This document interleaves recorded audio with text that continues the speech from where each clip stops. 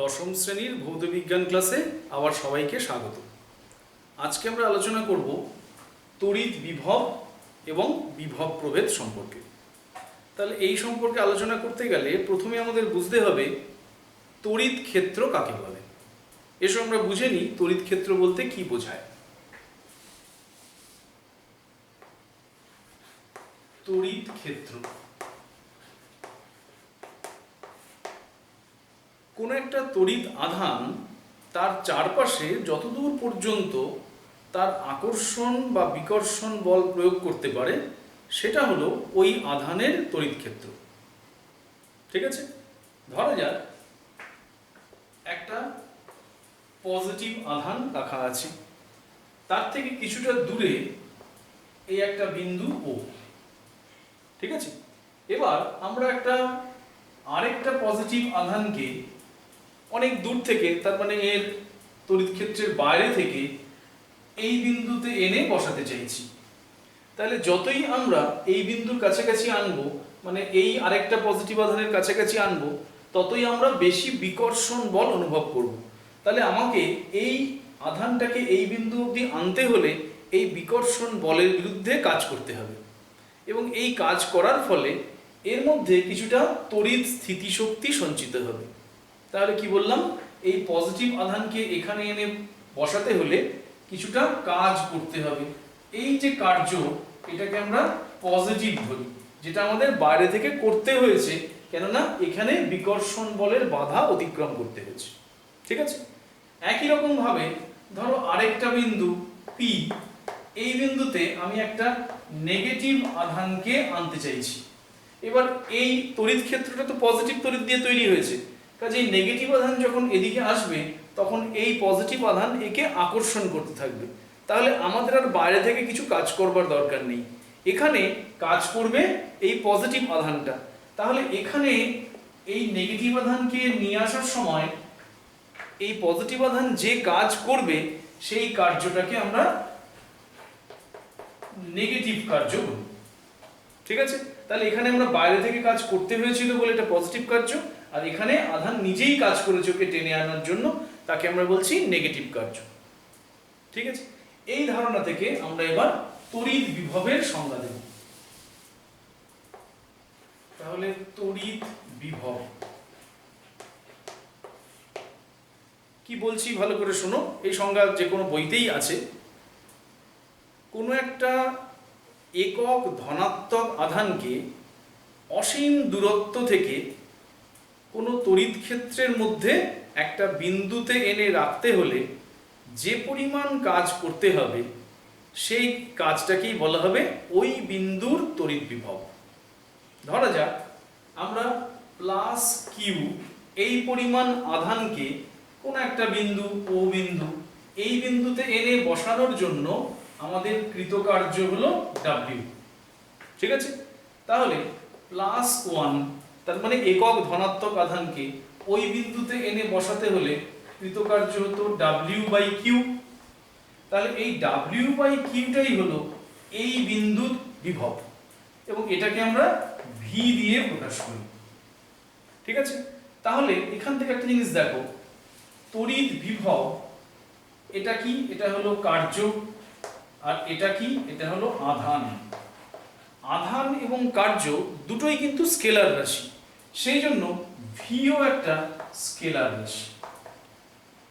ভিও একটা স্কেলার রাশি। আমরা আর একটু অন্যরকম ভাবেও তড়িৎ বিভবের সংজ্ঞা দিতে পারি। কিরকম, এই যে আমরা একক ধনাত্মক আধানকে এই বিন্দুতে এনে বসালাম, তড়িৎ ক্ষেত্রের মধ্যে একটা বিন্দুতে এনে বসালাম, তাহলে তার মধ্যে কিছুটা তড়িৎ স্থিতিশক্তি সঞ্চিত হয়েছে। তাহলে সেই তড়িৎ স্থিতিশক্তিটাকেও আমরা ওই বিন্দুর বিভব বলতে পারি। তাহলে সংজ্ঞাটা আমরা এইভাবে সাজাতে পারি যে কোনো অসীম দূরত্ব থেকে কোনো একক ধনাত্মক আধানকে কোনো তড়িৎ ক্ষেত্রের মধ্যে কোনো বিন্দুতে এনে বসালে ওই আধানটির মধ্যে যে তড়িৎ স্থিতিশক্তি সঞ্চিত হবে সেটাই হলো ওই বিন্দুর তড়িৎ বিভব। আশা করি তোমরা বুঝতে পেরেছো। ঠিক আছে, এবার আমরা আসি তড়িৎ বিভবের একক কি হবে। তড়িৎ বিভবের একক প্রথম আমরা বলি এসআই একক, এটাই আবার ব্যবহারিক এককও বটে। ব্যবহারিক একক, এই এককটাকে বলা হয় ভোল্ট। ঠিক আছে, তাহলে 1 ভোল্ট এটা বলতে কি বোঝাবে ভালো করে শোনো। 1 কুলম্ব পজিটিভ আধানকে, 1 কুলম্ব পজিটিভ আধানকে অসীম দূরত্ব থেকে তড়িৎ ক্ষেত্রের মধ্যে কোনো একটা বিন্দুতে এনে বসাতে যদি 1 জুল কাজ করতে হয়, তাহলে ওই বিন্দুর বিভবকে বলা হবে 1 ভোল্ট। ঠিক আছে, তাহলে 1 কুলম্ব পজিটিভ আধানকে অসীম দূরত্ব থেকে তড়িৎ ক্ষেত্রের মধ্যে কোনো একটা বিন্দুতে এনে বসাতে যদি 1 জুল কার্য করতে হয়, তাহলে ওই বিন্দুর বিভব হলো 1 ভোল্ট। এবার আমরা সিজিএস পদ্ধতিতে একক কি হয় দেখি। 2 নম্বর সিজিএস পদ্ধতিতে, সিজিএস পদ্ধতিতে এর একককে বলা হয় ইএসইউ বিভব, ইলেকট্রোস্ট্যাটিক ইউনিট বা স্ট্যাট ভোল্ট। স্ট্যাট ভোল্ট, তাহলে 1 স্ট্যাট ভোল্ট বলতে কি বোঝাবে ভালো করে দেখো। 1 ইএসইউ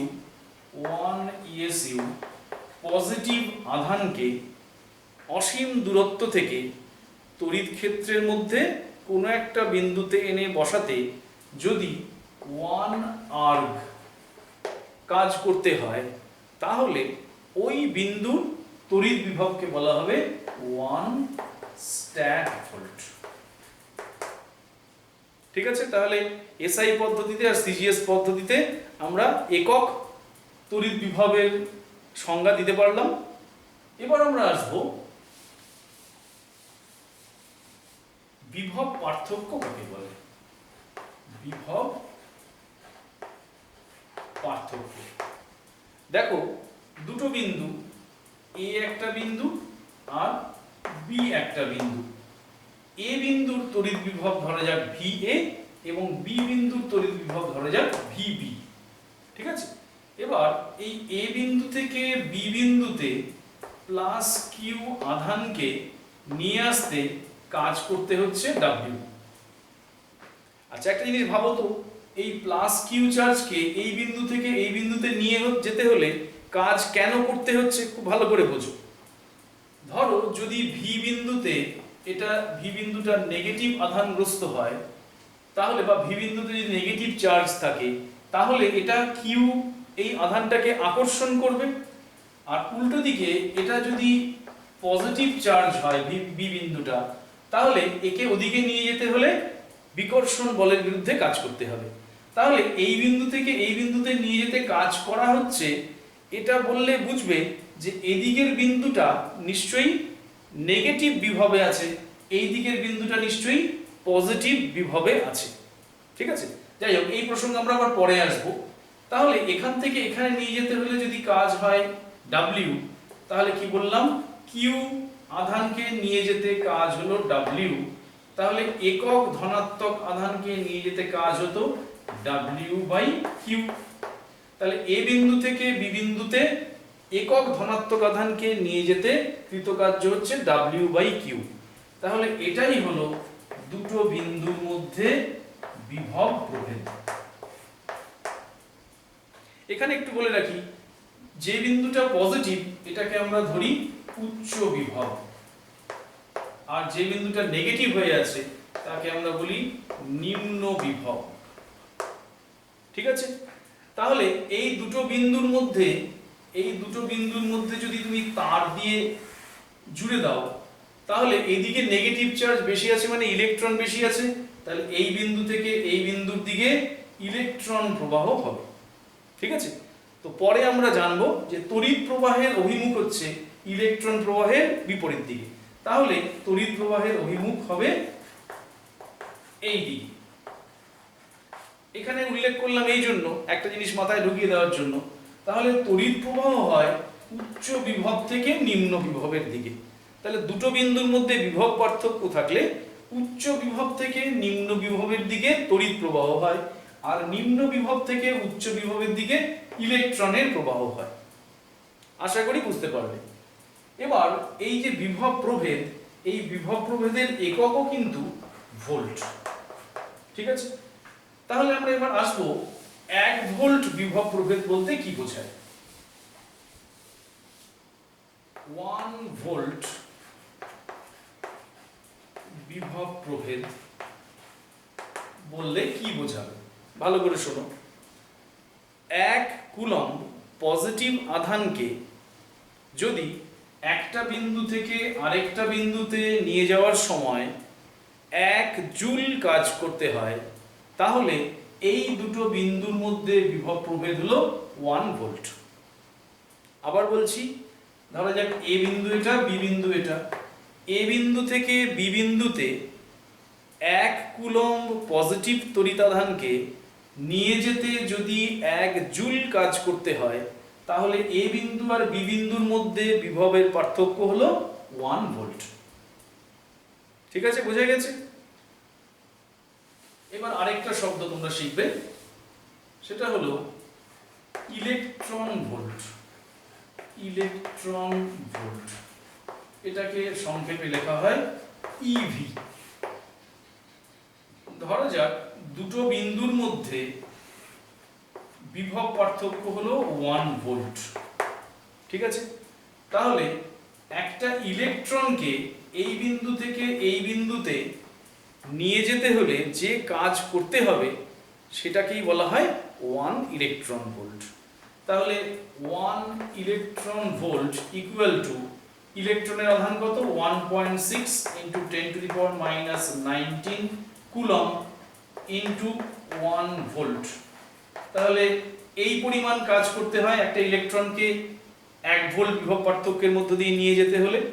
তাহলে এটা ইকুয়াল টু 1.6 × 10⁻⁻19 জুল। তাহলে 1 electron volt equal to 1.6 × 10⁻⁻19 joule. তাহলে আজকে আমরা আলোচনা এখানেই শেষ করছি। এই অধ্যায়ের বাকি অংশ আমরা আবার পরবর্তী ক্লাসে আলোচনা করব।